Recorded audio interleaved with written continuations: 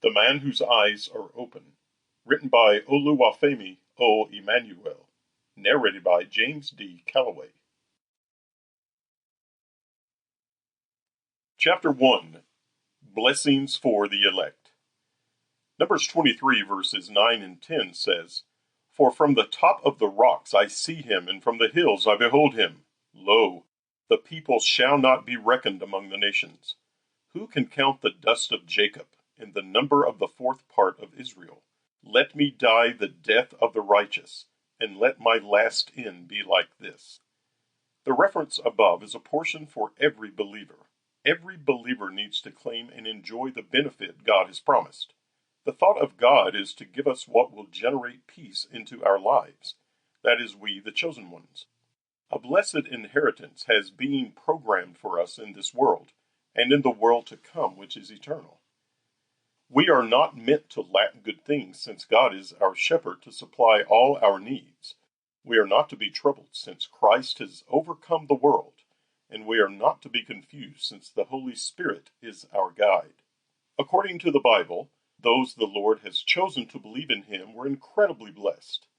Abraham was blessed after he was called by God out from his pagan family. God made a covenant with him to bring out from him a nation of which two came out to be. Abraham was passing through Canaan land when God promised him the land as an inheritance to his descendants, of which it eventually came to pass after hundreds of years.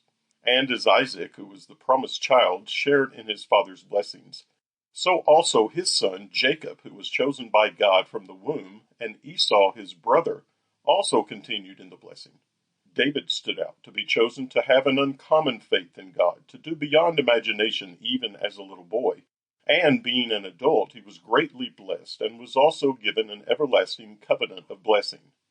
Their lives established the truth about the lives of we, the believers today, that we are also chosen out of the multitude in the world by the grace of God unto him, and through the exercises of our faith in God, we are automatically entitled to some great benefits: salvation, miracle, success, riches, divine inheritance, authority, and so on.